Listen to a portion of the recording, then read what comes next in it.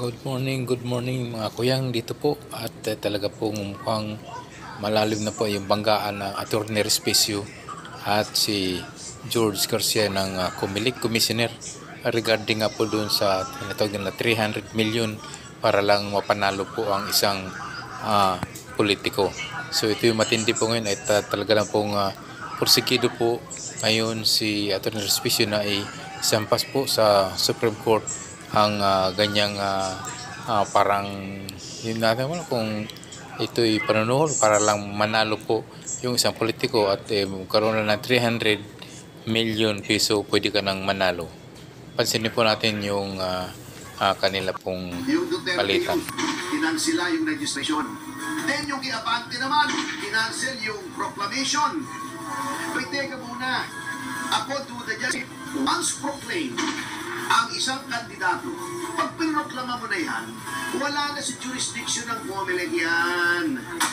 Alright, reaction, TV Base, babalik reaction. Napakaganda po na pag-uusapan natin yung mga reaction ha. Magtangin po ninyo, akala ko si Atty. Respicio. Hoy, Atty. Respicio ha, idol na kita ha. Pero pag ikaw ay kinalaman mo ang mga Duterte at nagdilawan piklawan ka, umanda ka. Di ba mga reaction, si Atty. Respicio, akala ko dahil nanalo na siya, nag-I love you na siya kay Atty. George Garcia, nag-pisoper na siya. Akala ko okay na sila. At ito po mga kareason, sumampulat na naman si Atty. Respicio. Alam mo, Atty. Respicio, makialyado ka lang kay VP Sara Duterte. Tatakbo ang senador sa susunod na halalan. Malaki ang tsansa mo, Brad. Hindi, mga kareason, kung makikialyado si Atty. Respicio kay VP Sara, ako mismo ay ipapangampanya ko to. Bilang senador, ha? Bilang senador. Kung sino man po ang makarinig ng video na ito kay Atty. Respicio, pag-share po sa kanya at pag-sabi sa kanya na ikakampanya ko siya bilang senador. Basta't makialyado lang kay VP Sara Duterte sa 2028. Kaya lang, pag kinalaban mo si VP Sara, pasensya tayo, ha? Atty. Respicio. Pero pakinggan po natin si Atty. Respicio, ha? Dito po mga ka-reaction, talagang ibabaon na niya, ha? Ibabaon na niya ang kanyang paninindigan at laban niya dito sa tiwali, di umano, na si Commissioner George 300 million Garcia. Yun po sinabi, 300 million eh. Ito po, pakinggan po natin. Pisaras. Well, good afternoon everyone. Maraming salamat sa pagpunta ninyo ngayong hapon na ito dito sa Supreme Court. Sinasamahan ko si Attorney Jordan Pisaras para magsampa ng kaso laban kay Comelec Chairman George Garcia para sa lahat ng pandalayang kanyang ginawa ngayong eleksyon 2025. Ang bigating aligasyon ni Attorney Pisaras ay dumalaw si Attorney Pisaras noon October 2024 sa opisina ni Chairman George Garcia para mag-courtesy call dahil first time niyang tumakbo bilang congressman ng District 1 ng Bohol. At tinanong niya lang si Chairman George Garcia, meron po ba kaming assurance na maipapatupad natin ng maayos ang lahat ng ating election laws ngayong election process na ito? Ang sagot ni Chairman George Garcia ayon sa petisyon ni Atty. Pisaras ay, ilan ba ang botante mo sa iyong distrito? Ang sabi, 300,000 po. Ang sagot ni Chairman George Garcia, kailangan mo ng 300 million pesos para manalo. Naku mo, kailangan mo ng 300 million pesos para manalo. Dahil kung salita ni Atty. Respicio, humanda ang komisyon ng George Garcia. Ngayon, akala ko kung yung pinakamalakas mong salitang vlogger, hindi ko po kaya si Atty. Respicio. Napakagaling po niya magsalita para po siyang isang rock and roll. What? Anong suggestion yun? What? Anong suggestion yun? 300 million. Ito po, pakinggan po natin. George Garcia, ayon sa petisyon ni Atty. Pisaras ay, ilan ba ang botante mo sa iyong distrito? Ang sabi, 300,000 po. Ang sagot ni Chairman George Garcia, kailangan mo ng 300 million pesos para manalo. Kailangan mo ng 300,000 pesos para manalo. Ginagaya ko po ako, kaya kong gayahin si Atty. Respicio para magsalita. Kailangan mo ng 300 million pesos para manalo. What? What? Suggestion yun. Ibig sabihin, What? Anong suggestion yun? ang nangingi ka ng 300 million pesos para distrito? Ang sabi, 300,000 po. Ang sagot ni Chairman George Garcia, kailangan mo ng 300 million pesos para manalo. What? Anong suggestion yon? Ibig sabihin ba nanghingi ka ng 300 million pesos para maipanalo mo si Atty. Pisaras bilang congressman ng District 1 ng Bohol? Naniniwala po si Atty. Pisaras na itong kalakaran na ito ng COMELEC ay lantaran at widespread sa buong Pilipinas at ginawa nila sa lahat ng mga kandidato noong mga nakaraang eleksyon. At yung mga nagbayad sa COMELEC ay siyang mga nanalo ngayong election process na ito. Dahil sa statement ni Chairman George Garcia, kailangan mo ng 300 million pesos para manalo. Paano mo i-interpret yung salitang iyon? Chairman George Garcia, sagutin mo nga. Ano ang ibig sabihin nung sinabi mo kay Atty. Pisaras na kailangan niya ng 300 million pesos? Ang sinabi mong halaga para sa mga ibang kongresista, ibang mga kandidato na lumapit sa iyo. Kaya hindi po nakapagtataka yung mga sinasabi na mayroong bilyong-bilyong salapi na nasa isang bank account, na nasa isang lugar, na ang may-ari ay isang makapangyarihang tao sa COMELEC. Hindi po ito chismis lamang. Ito po ay totoong aligasyon. Ito po ay pinaninindigan ni Atty. Pisaras. Nandoon po sa loob, nasa loob ng petisyon. Ito po ay sinasampa namin sa Korte Suprema para ang mga justices natin mismo ang mag-imbita kay Chairman George Garcia at sa kanyang mga kasama na sagutin ang mga aligasyong ito dahil ito po ay totoo. Ano ang ibig sabihin mo, Chairman George Garcia, noong sinabi mong kailangan niya ng 300 million pesos para manalo ngayong eleksyon na ito? Kasama po dyan yung maling paggamit ng COMELEC ng version na software doon sa automated counting machines. Ito ba yung paraan para isagawa ninyo yung daya na inyong ginawa? Ang na-audit po ay version 3.4. Bakit nyo ginamit yung version 3.5? Nandun ba sa version 3.5 yung daya na inyong in-implement? Ganon din po ang maling pag-implement ng COMELEC pagdating sa transmission ng mga election results mula doon sa automated counting machines papunta sa mga servers. Ang sabi po ng batas, diretso dapat mula sa automated counting machines papunta sa mga servers ang resulta ng eleksyon. Pero sabi mismo ni Chairman George Garcia na dumadaan muna pala sa data center 3 yung mga resulta ng automated counting machine. Therefore, namamanipulate po yung data sa gitna. Hindi po sinunod yung batas. Chairman George Garcia, sagutin mo po ulit ito.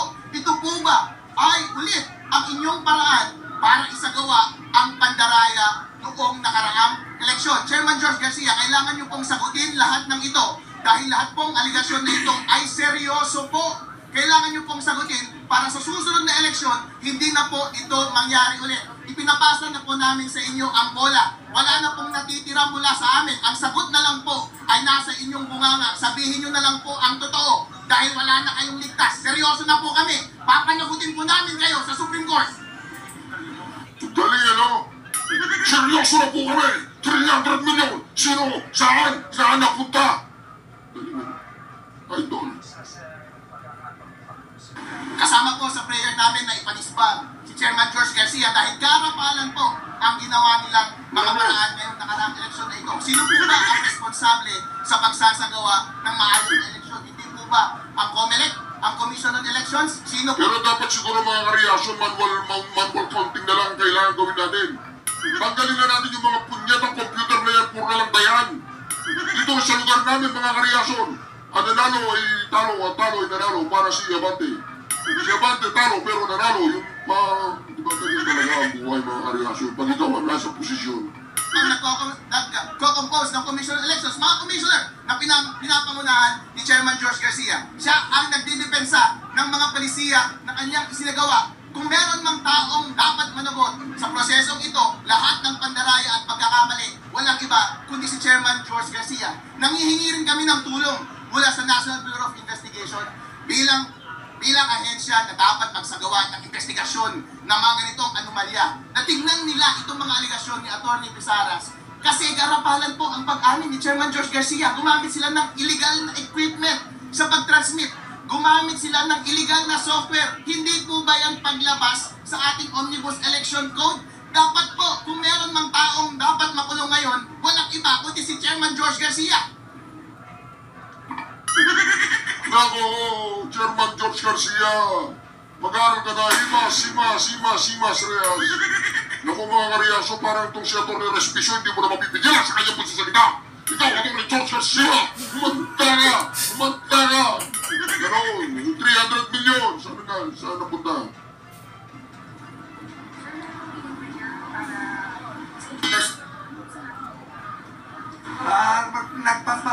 Nag-request tayo ng issuance of a status quo ante order. The minute the last ballot was dropped in the box. And then ipa-cancel natin yung proclamation ng respondent. Tapos kami nakamit na bribery na 300 million daw. Pero Pakibasa sa ating desisyon. pero pa tayo na nag-birth support talaga tayo ng Chairman Garcia, nagkaroon ko ng sa ano namin sa Basahin mo yung petition, may picture doon. So meron po kayo Kompleto po. Kompleto po.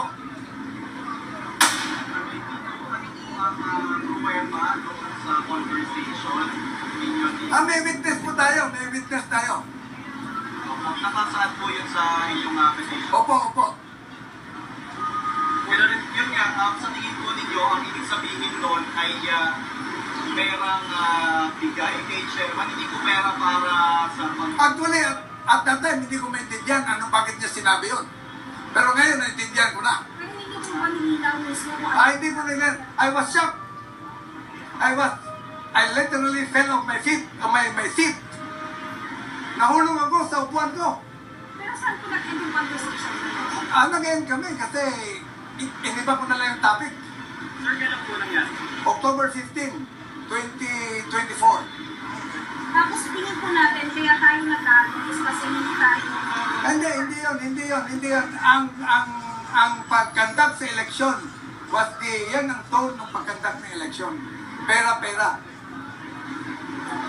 Hindi po nanawagan ninyo sa Supreme Court? May prayer kami. I suggest that you read our petition. Pwede masakay po, ano po ang inyong discordant po, katulad ng sabi niya, Yeah, kompleto yung sinabi ni Attorney Harold. Sir, any reaction dun sa labas na issue o bribery daw ng opisyal ng Comelec? Hindi na po natapos kasi yung issue niya. Pagka nasasagot, kapag meron na naman mga panibagong issue, hindi na lang po natin sasagutin yung mga bagay na ganyan. Total naman, alam niyo po, social media kasi ang approach niya eh. Hindi, sumagot ka, hindi social media. Pumunta siya ng Comelec. Ipakukulong ka na rin niya. Anong social media pinagsasabi mo dyan? Personally, I think it's a very good move. Social media daw. Social media daw yun. Personally, I think it's a very Di ba mga karyason? Hindi social media yun. Pumunta na siya ng Comelec. Hoy, George Garcia. Manta ka kay Respicio. Talagang pag nagharap kayo nun. Sa social media kasi, napakahirap yung nag-impose ng ethical standard. Samantalang pag pinadaan sa mga TV, radyo, dyaryo, at napakataas ng ethical consideration, and therefore, maaari hindi mailabas. Hindi, nasa TV na. Nasa TV na. So sa akin, maganda nga, magbibigay na nga lang siya ng mga pangalan yung sa mga sinasabi niya. Para naman, unfair naman yung sa binabanggit niyang kandidato. Kung talagang meron, unfair din sa sinasabi niyang mataas na opisyal at kilalang personalidad. Inulit na naman po niya yung aligasyon eh. Sinabi naman niya yung tungkol sa uncertified, unauthorized software, tapos yung pang sinasabi niya intermediary server.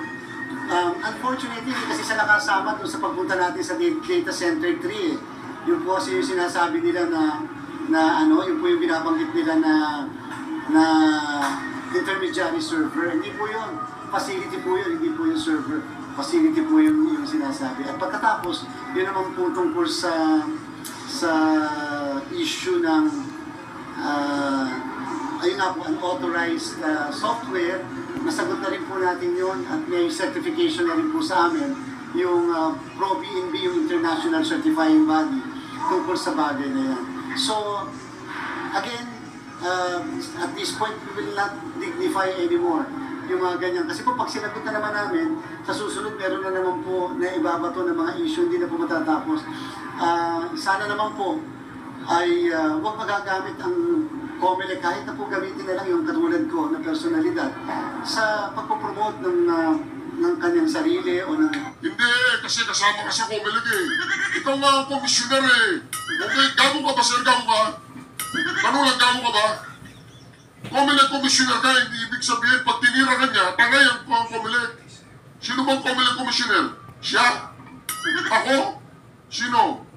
Di ba mga kareaksyon? Tangay yan eh. Kasama ka eh. Oo. Maraming dayaan, di umano nangyari, bayaran eh. Di umano, di ba? Kaya ikaw, George Garcia, huwag mo sasabihin, ako na lang, huwag ng COMELEC. Gago ka ba, sir? Di ba? Normal ka ba? Hindi, tanong lang kung sinto-sinto ka o hindi.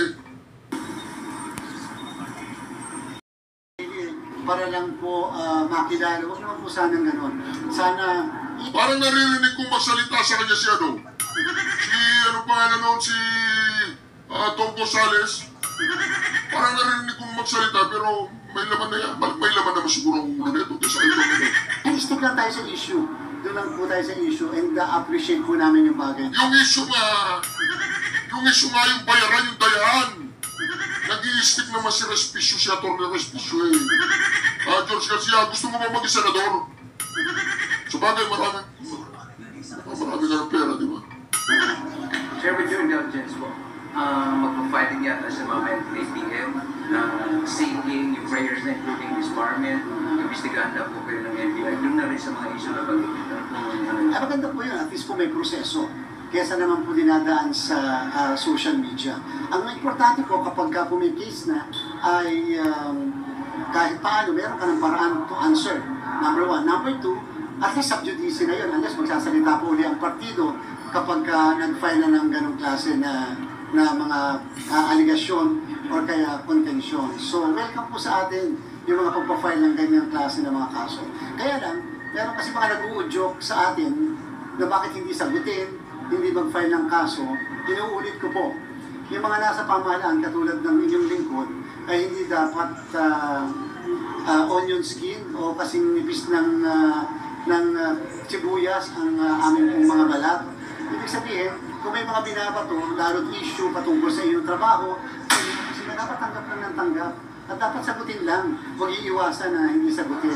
Sapagkat, kung lagi na lang tayong magpaparamdam na nasasaktan, o kaya pumapalag, o kaya hindi po dapat kayong nasa public service. So siguro gano'n na lang po ang approach natin. We will always accept all criticisms, especially against my person, against me, halimbawa. Huwag lang po sana yung integridad ng institusyon. Okay lang din po may mga issues. Total, nasasagot naman po natin. Ang isang mga nasa pamahalaan ay nakatira sa tinatawag na glass cage. Lahat ng ginagawa namin dapat nakikita ng sambayanan. Naku, lahat ng ginagawa nila dapat nakikita ng sambayanan. Ikaw naman siya na, makikita na talaga niya at yan na sa respisyo. Tama na, tama na! Ayoko na makinig sa'yo. Hindi,